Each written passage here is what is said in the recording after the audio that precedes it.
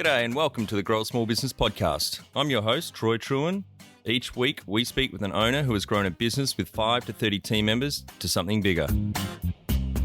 Diving into their numbers and unearthing the pain they've experienced, we explore what they did to overcome each barrier and what they would do differently from day one.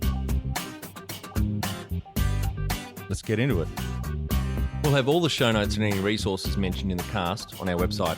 Starting in 2009 in Perth, Western Australia, after he and his business partner moved back from London, they have grown from the original two founders to now a team of around 10, bringing in more than $1 million revenue. Their design agency focuses on helping customers create kick-ass Spotify sites. Ben admits launching a second online business in 2011 was a mistake as it took time, resources, and most importantly, focus away from their core business. Funding has all been from cash flow. Ben believes the hardest thing in growing a small business is focus. And advice he'd give himself on day one is, within the first 12 months, implement simple business systems and don't be tempted by opportunity if it will affect your core business. Welcome everyone. Today I'm interviewing Ben de Jong from The Cut Creative in Perth, Western Australia. Thanks for your time, Ben. Thanks for having me, Troy. Really cool to get on board and I've been looking forward to it. Yeah, same here. You're a fellow podcaster. Yours focuses mainly on Shopify, is that right? Yeah, so we started our podcast about 14 to 18 months ago and it is exclusively focused on Shopify. Great. Okay. And let's tell the audience how we know each other. Yes, well, we're fellow Tasmanians. So not only are we fellow podcasters, we're fellow Tasmanians, although I'm native born. And another native born Tasmanian introduced us, Tim Polmere, who I had the great pleasure of working with when he was fronting the Shopify e-com success story, Flat Tummy Tea. Yeah, that's right. I interviewed Tim a few weeks ago and out of that conversation, your name popped up and I thought it'd be great to interview you. You are actually the first non-Tasmanian based business that I've interviewed. So it's good to get something on from the mainland. Completely. And the great thing about podcasts is you can get interviewing with anyone anywhere around the world. We've done some pretty exotic locations on ours now. But yeah, Tim's an awesome guy and always happy to stay connected to him and meet new people through him. Tim and Beck are great people. Yeah, they are. So tell the audience a bit about your business. My business is called The Cut, as you've already said. We started it in 2009. I have a business partner and we are still together. It is my second marriage in my life. So we started out as a web application development agency, which we still do a lot of. And we started working with Shopify in 2010. So we've worked with it for a long time. And as I say, with Flat Tummy Tea and Tim and Beck, they were one of the clients that we got a lot of Shopify experience with in the early days. So since then, we've ramped that up more and more. We really position ourselves as a Shopify-focused agency now. We've got a team of 8 to 10 at the moment, mostly full-timers. We work with some freelancers and the size of the business or the team has pretty much over the 10, 11 years we've been in business fluctuated from around 10 to 14 people. And how many people did you start out with when you and your business partner began? Yeah, so it was kind of a bit of an evolving start. Scott, my business partner, moved back from about 10 years in London, so he was still running some London clients and sort of winding up an agency that he had in London, and I had come back from the UK as well, but I was in the north in Manchester and I was actually working as a consultant to a radio network as an advertising creative. So we had about 6 months where we sort of transitioned into both doing the business full time. So the short answer to your question is the two of us was the start of it, but pretty quickly, almost immediately, we employed a web developer and then pretty quickly after that, a graphic designer. And there's some key numbers you can share to illustrate the growth of the business? In terms of revenue? Well, anything you're comfortable sharing, revenue, team member growth, customers, anything like that? I mean, customers in terms of numbers isn't really particularly a big deal for us just because some of our clients are really big and ongoing and then some of it is project work. So the number of clients isn't probably that relevant. So we grew fairly steadily in terms of team over the first 2 to 3 years. And then because we invested heavily in another business, which was reasonably successful, that hurt our core business and we dropped back again. So from 2012, we kind of pretty much grew steadily from 4 up until sort of 12 to 14 over kind of 5 to 6 years. So just sort of steady kind of controlled growth year on year, maybe adding one one or two or three new team members a year, and obviously losing one or two here and there along the way, although we have had pretty good retention. So look, our revenue sort of hovers around the 1 million plus mark per annum. Yeah, great. At the moment, it's pretty stable. It's pretty stable at that number. Yeah. And what about percentage growth of revenue over the years? Has it been like fairly consistent, 10%, 10 or 15? No, not at all. Not at all. Right. I wouldn't say it's been consistent at all, and it probably hasn't even been consistently measured. I think probably you'll find, Troy, that we, even though we work at being otherwise in terms of tracking and managing the business in a consistent, ongoing way, we do that sporadically because we get taken off that to work on clients, on new business, on recruitment, and all of the things that happen within the business. So, I think fortunately or unfortunately, we are still, we are still kind of operating like in that way to a point. Although in the last couple of years we've been working pretty hard at rectifying a lot of that stuff and continue to. Yeah, great. And you mentioned you started up another business. Maybe touch on that a little bit, what that does, and you said that's been quite successful.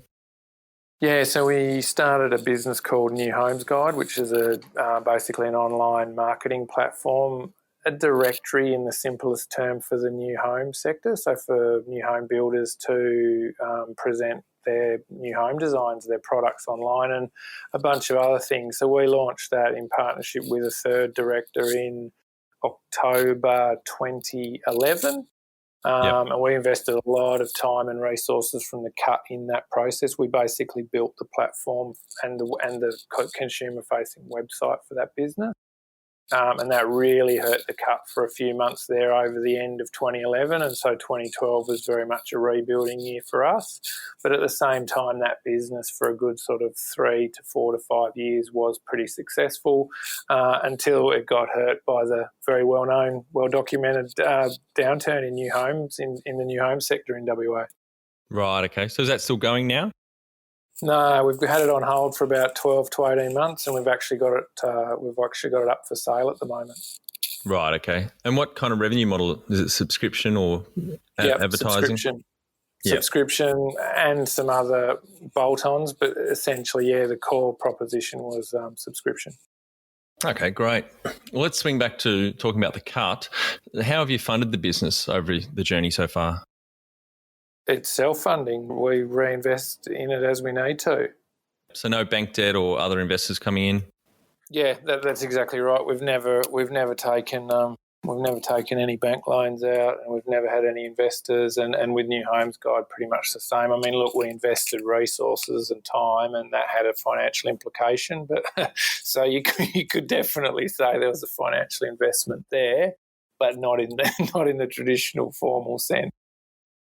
Can you outline one of the most stressful points in your small business growth journey so far so the audience can learn from it? I think from a personal point of view, just the diversity and the complexity of what you have to put your hand to day. Obviously, Scott and I aren't trained as business people or entrepreneurs. We have a skill set of our own and decided to go into business. So, you never focused on probably the thing that you're potentially best at. You focus on that some of the time, but the rest of the time you're dealing with things that you're potentially not full bottle on and not super confident on, and potentially don't enjoy either, whether that be, financials or HR or whatever it might be. Yeah, I guess being the smaller size, around the 10 to 14 staff, with two business owners in there, you've got to be a bit of a generalist and get into other corners you're not really a specialist in or have a lot of experience in. That's the fun of it. Completely. And while it is good in some ways, it can be the source of a lot of stress when you're being pulled from pillar to post, or, there's really a lot of extra stuff on. It can be frustrating and stressful, not to be able to have a focus. Totally. And what areas in business do you feel you've had to work on the most to add the greatest value? Do you mean where I've had to learn the most, or where I've found myself contributing in the best way? That's a good question. I think you've had to work on the most, I guess, yourself to adapt or learn or even, focus a part of the business in one area to add a lot more value to the business. Yeah, so I guess the learning part of it for me, and the difficult part that remains difficult is in the financials and the numbers, because I'm an English major and worked in communications and creative advertising, so figures and mathematics is just not my strong point. Scott is better at it than I am, but that's definitely where I have the greatest challenges for sure. There are certain other things that I can turn my hand to really well and enjoy, like partnership programs and marketing and sales and building relationships and, writing proposals and all those sorts of things. They come naturally to me and I can add good value there efficiently. And what have you enjoyed least about managing the growth of your business? See previous answer. Finances. Yeah, like anything that's numerical based, basically, is what I enjoy the least. Is that something that's the strength of Scott's? More so than me, for sure. And what has been the biggest mindset shift for you in your business growth journey? Look, I think you're always having mindset shifts if you're running a small business, particularly when you're in digital like we are, because the landscape changes constantly and always. I can't answer that question as a single thing where I've shifted or changed my approach. Maybe the consistency of new business efforts. Maybe that's something that, learning the importance of just being consistent and ongoing with that potentially. But look, we're always shifting and changing the direction of the business in a small or a big way.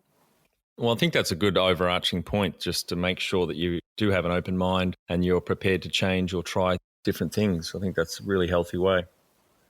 I think you have to be. As I say, probably more so in a business that's operating in the digital space than potentially something that might be a bit more, cut and dried, like maybe a lawyer or maybe an accountant, where things are a bit more kind of process driven. And whereas, our business has really sort of shifted in some big ways over the years, for sure.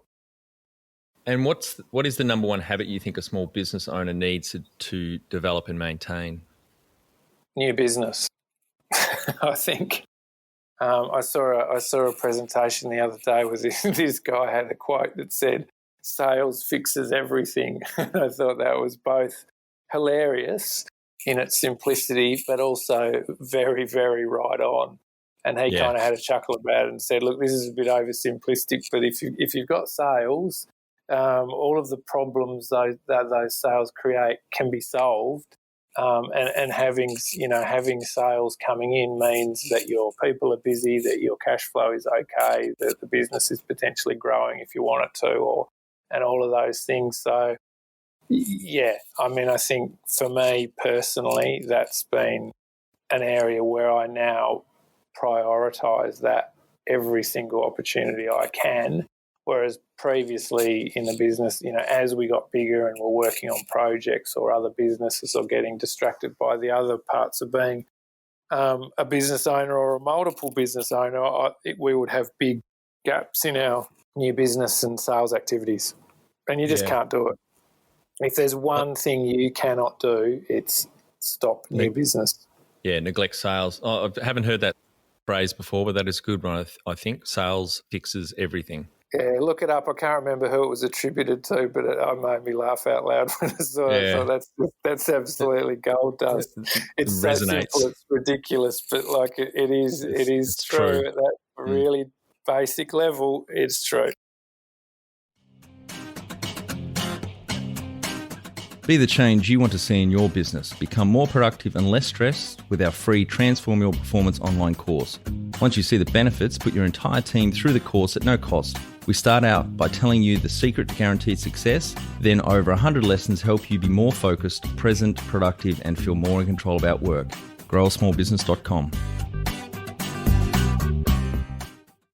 And can you talk to how you added people to the team over the years, some wins, mistakes, and advice for those listening? I think my key piece of advice about employing people is do not settle to fill a gap. Yeah, great advice.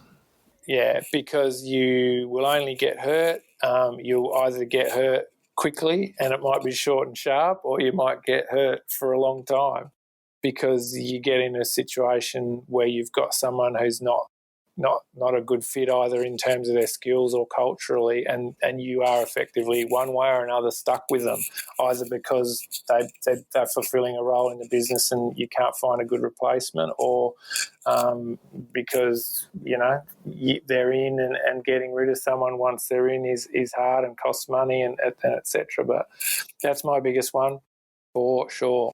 Absolutely. And that pressure as a small business owner, you're so busy, you've got so many other things going on. It's easy to fall into the trap of, I just got to get this done. It's just another thing I need to do. But as you know, recruitment is the gatekeeper to the success of your business. If you get the wrong people on the bus, you pay for it. Completely. And look, what we're really challenged with that because of what we do in the web application development space. So it's a very, very lean market for an employer. It's just there's not enough good people out there, pure and simply, and they're in high demand. So when you are recruiting, you have to look long and hard to find quality people.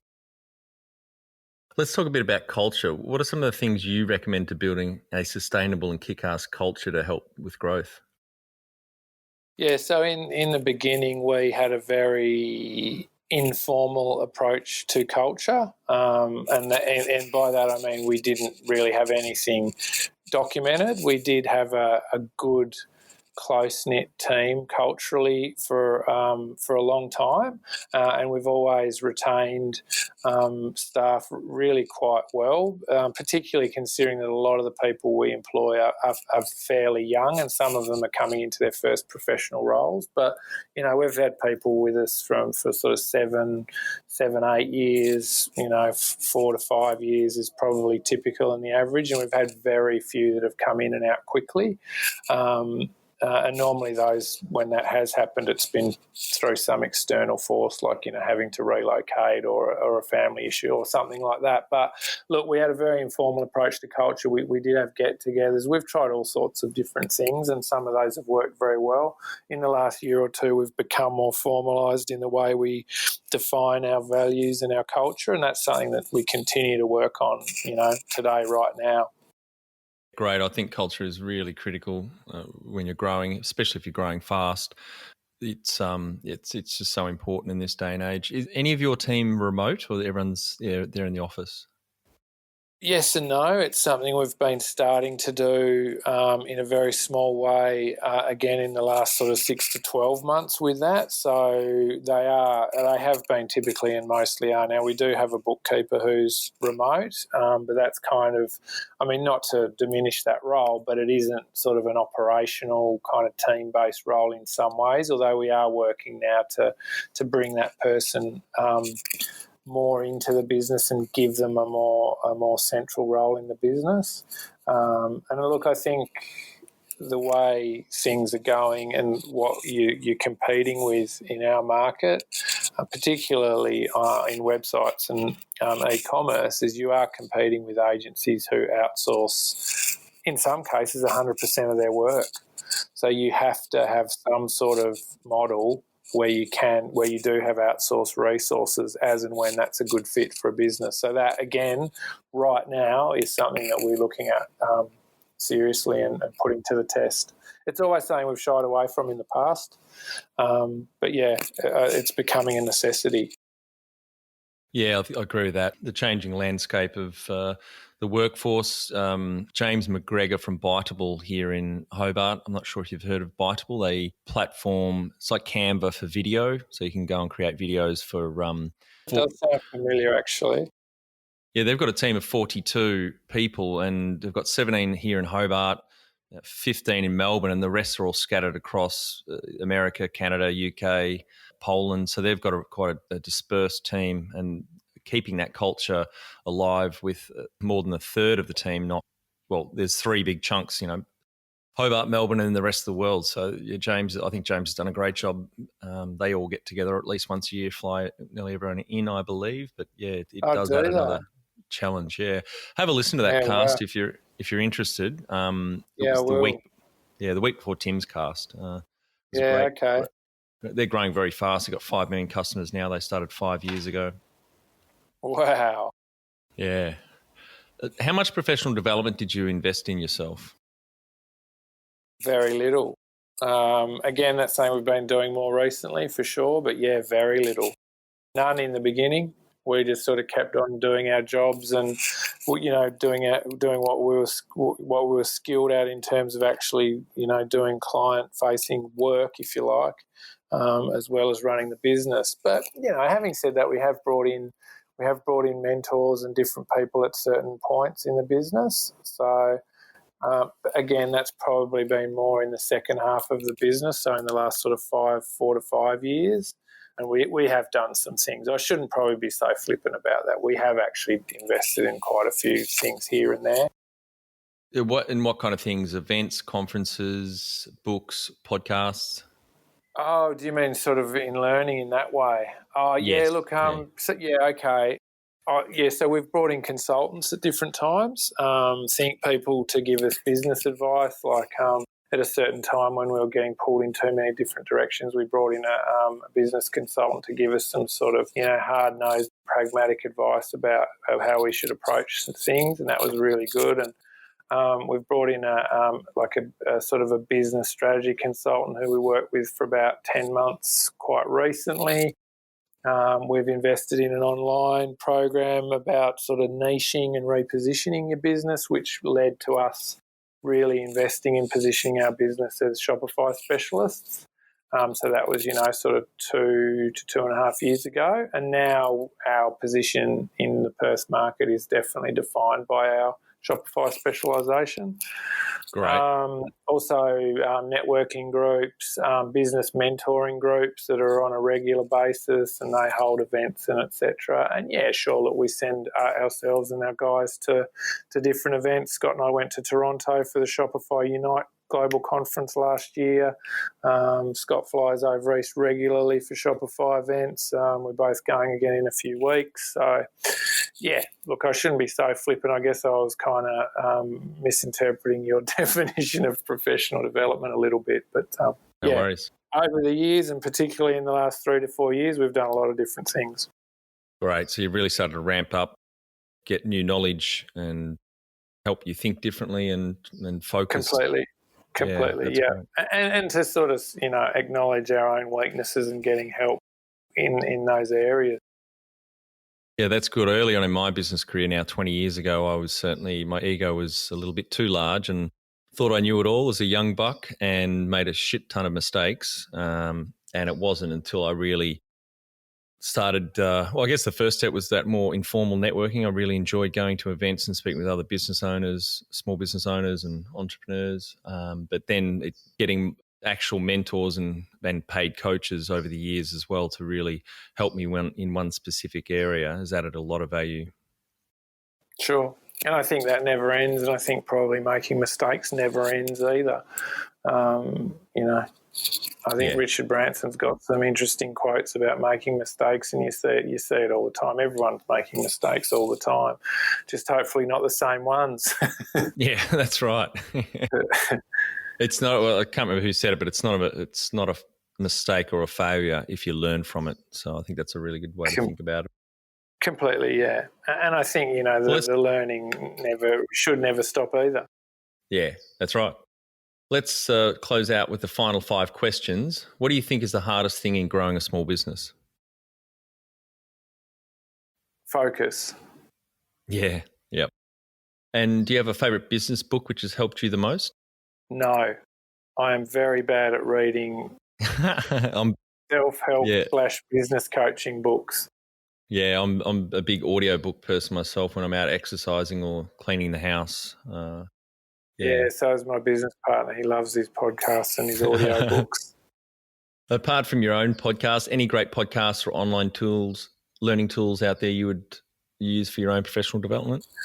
I tend to focus my podcast listening on other Shopify podcasts, just sort of hearing what they're talking about and almost using them as research. So I'm kind of not really very diverse in my listening habits with podcasts. And do you have one tool you would recommend to help grow a small business? I don't have one tool, but from my experience in terms of what you should be doing in terms of processes and getting a business organised, if you're a small business, find a program that is extremely simple. Yes. We've experimented with systems that were kind of, in retrospect, obviously created for much larger corporations, and they're just too cumbersome. You've got to have it really, really sharp and focused. And we're actually looking at one right now, which I came across a couple of years ago, and we're starting to use some of their tools right now. So I would say simplicity. And if within any of those programs you wanted me to identify a specific element, I would say work out the positioning or the niche or the specialisation of your business in terms of what you're going to focus on in terms of marketing your business and defining in the market what you specialise in. Doesn't mean it's the only thing you do, but it's what you focus on for people. For us, it's Shopify. I think that's terrific advice, Ben. Yeah, that is really good. The last question, what would you tell yourself on day one of starting a small business? Day one of starting up the cut, I would tell myself now to, within the first 12 months, if not sooner, to deploy that simple business management process system into the business from the get-go. Yeah, great. Early on, I was very big on complexity and doing a lot of different things and not really having focus or keeping things really simple. And particularly in the last 10 years, I've just gone down that path of simplify, and really know what your strength is and what your niche is that you want to own and just laser focus on that. Yeah, and I think the other thing I would say is even though one of the businesses that we deployed and grew on the side of the cut, I would say don't be tempted by those other opportunities if it's going to rob your core business of your time and focus. And I think it always does rob your core business of time and focus. I would say don't do it because you're just robbing Peter to pay Paul. And guaranteed, like 6 months after you have taken your eye off the ball with your core business, that core business is going to be in pain. Yeah, it's going to suffer. I certainly made that mistake. We started our web design development company late 99. A few years later, we got one of the .au domain registrar licenses and started a domain registrar. We bought a fruit and vegetable delivery company in Melbourne that was online. And then we went into business with two really nice and smart nerds in Melbourne that did IT support, and we shifted our hosting business out of our web company into this new venture with these two young guys and started a IT support company. So we had 4 or 5 entities going. And just to, I guess, underscore how stupid that was and I guess how our egos were a little bit out of control, we put a holding company in place owning those, and that holding company was called Opportunity Junkies. There you go. It can be a hard habit to break. I'm not going to say it's very, very hard to say no sometimes when someone dangles a big idea, but I think you have to be very, very real about the fact that if you're going to do that and expect to squeeze it into the space that's currently occupied by your main business, you're dreaming. And one or both of those things are going to suffer because of that. Totally agree on that. Yeah, absolutely. It's easy to get tempted into a new big idea or a new business idea when your core business is getting a little bit staid or boring, and you've just got to trudge through that molasses of might be plateauing growth or going backwards, or you've just got a shitty time. You're going through a lot of client issues or staff issues or whatever, and then this shiny object over the side pops up and you go off chasing that. It's a lot more exciting than having to buckle down and be really disciplined on the core business.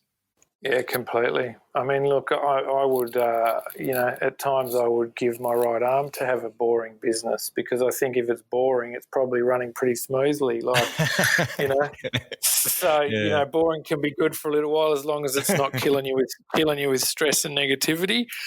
Yeah. But yeah, certainly you're going to be much happier if that core business is giving you excitement, because it's got the time it needs and everything's humming along and you're finding new opportunities, and that never gets old, I don't think. So, but yeah, you really are right. It is very, very hard to turn down those shiny, bright objects. But, who knows, maybe people listen to this and go, yeah, but I've got the bandwidth for it. And it's one of those things where you have to learn from your own experiences. And, that's true. been mine, and that's all I can speak to. But, Yeah, that's great advice. Well, thanks for your time today, Ben. It's been really insightful, and I think the audience will get a lot out of this, and really appreciate coming on the cast.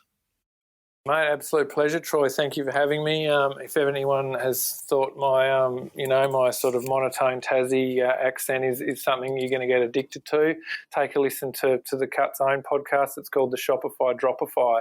But yeah, thanks for having me on. Really cool to connect and cool to connect with you through Tim. And as I said before we hit record, I will be in the Great Southern Isle pretty soon, so it might be cool to hook up for a beer with you guys. Yeah, let's head down to Hobart Brewing Company. I do a bit of work with the guys down there, and had Brendan Parnell, the founder, on the podcast a few weeks ago. So I'll take you down there and have a beer in the sun. Sounds perfect, Troy. I'll count the sun as an absolute bonus being in Hobart, but if it's there, I'll certainly be up for sitting outside. Thanks a lot, Troy. Thanks for having me on. I really appreciate it. Cheers. Bye-bye. We'll have all the show notes and any resources mentioned in the cast on our website. Starting in 2009 in Perth, Western Australia, after he and his business partner moved back from London, they have grown from the original 2 founders to now a team of around 10, bringing in more than $1 million revenue. Their design agency focuses on helping customers create kick-ass Spotify sites. Ben admits launching a second online business in 2011 was a mistake, as it took time, resources, and most importantly, focus away from their core business. Funding has all been from cash flow. Ben believes the hardest thing in growing a small business is focus, and advice he'd give himself on day one is, within the first 12 months, implement simple business systems and don't be tempted by opportunity if it will affect your core business.